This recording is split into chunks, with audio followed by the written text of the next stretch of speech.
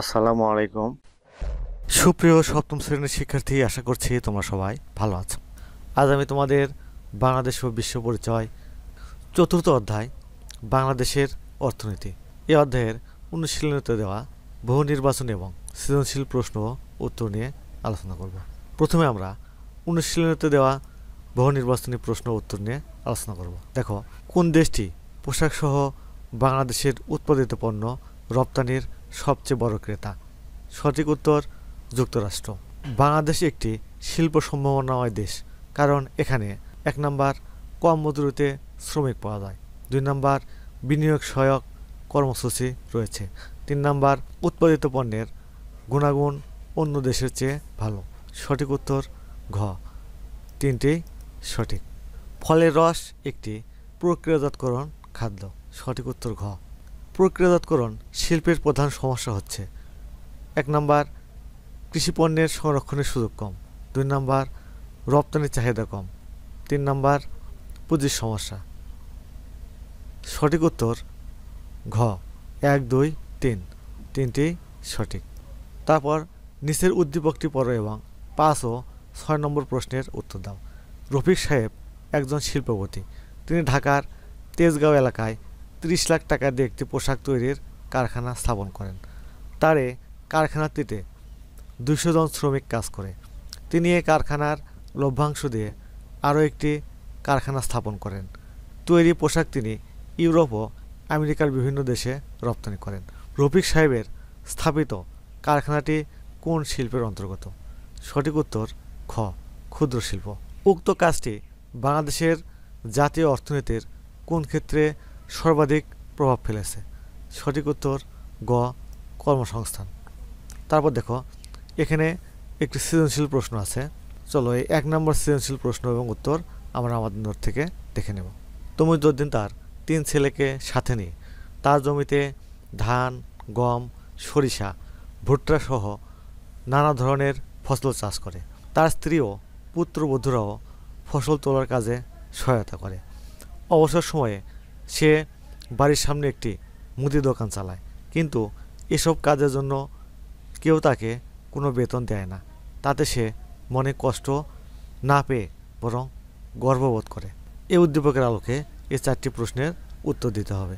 ক নম্বর প্রশ্ন, সাপটায়ের পুরো নাম কি? সাপটায়ের পুরো নাম south Asian free trade area. তারপর মাঝারি শিল্প বলতে কি বোঝায় ব্যাখ্যা করো। উত্তর, যেসব শিল্প প্রতিষ্ঠানে 1.5 কোটি টাকার বেশি 1.5 কোটি টাকার অধিক মূলধন খাটে সেগুলোকে সাধারণত মাঝারি শিল্প বলে গণ্য করা হয়, যেমন হালকা engineering, silk, ceramic, cold storage বা হিমাগার প্রভৃতি। বাংলাদেশের চাহিদা পূরণ করেও অনেক লোকের কর্মসংস্থানের মাধ্যমে এ ধরনের শিল্প জাতীয় অর্থনীতিতে গুরুত্বপূর্ণ ভূমিকা রাখে। তারপর তমিজউদ্দিনের পরিবারের সদস্যদের কাজ কোন ধরনের অর্থনৈতিক কাজের আওতাভুক্ত তা ব্যাখ্যা করো। উত্তর, তমিজউদ্দিনের পরিবারের সদস্যদের কাজ প্রথাগত বা অনানুষ্ঠানিক অর্থনৈতিক কাজের আওতাভুক্ত। অনানুষ্ঠানিক অর্থনৈতিক কার্যক্রম বলতে সেগুলোকে বোঝায় যেসব কাজের জন্য মজুরি নির্ধারিত নেই, করের আওতায় আনাও কঠিন, এবং যেসব অর্থনৈতিক কার্যক্রম সরকার কর্তৃক নিয়ন্ত্রিত হয় না। উদ্দীপকের তমিজউদ্দিন তার 3 ছেলেকে সাথে নিয়ে জমিতে ধান, গম, ভুট্টা সহ নানা ধরনের ফসল চাষ করেন। স্ত্রী ও পুত্রবধূরাও ফসল তোলার কাজে তাকে সহায়তা করে।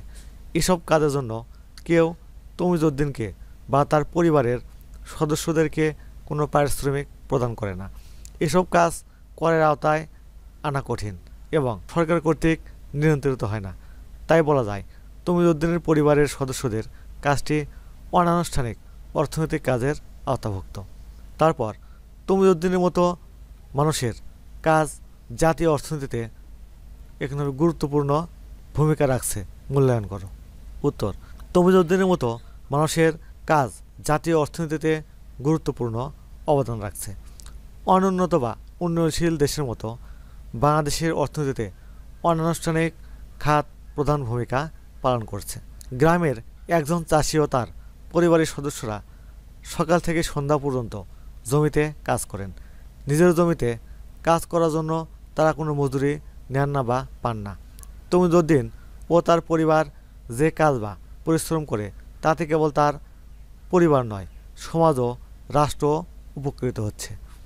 দেশের মোট খাদ্য চাহিদার বড় অংশ তমিজউদ্দিনের মতো কৃষকেরা উৎপাদন করছেন। এছাড়াও গ্রাম প্রধান বাংলাদেশে তার মতো বেশিরভাগ মানুষ নিজস্ব উদ্যোগে ও শ্রমে ধান, পাট, রবি শস্য, শাকসবজি ও ফলমূল উৎপাদন, মাছ ধরা, এখানে হবে গরু, ছাগল ও হাঁস মুরগি পালন, কুটির শিল্প, হাট বাজারে বিক্রি করার মাধ্যমে তাদের জীবিকার সংস্থান করছে। এভাবে তারা দেশের অর্থনীতির চাকা সচল রাখতে ভূমিকা রাখছে। তাই বলা যায় তমিজউদ্দিনের মতো মানুষের কাজ জাতীয় অর্থনীতিতে গুরুত্বপূর্ণ অবদান রাখছে।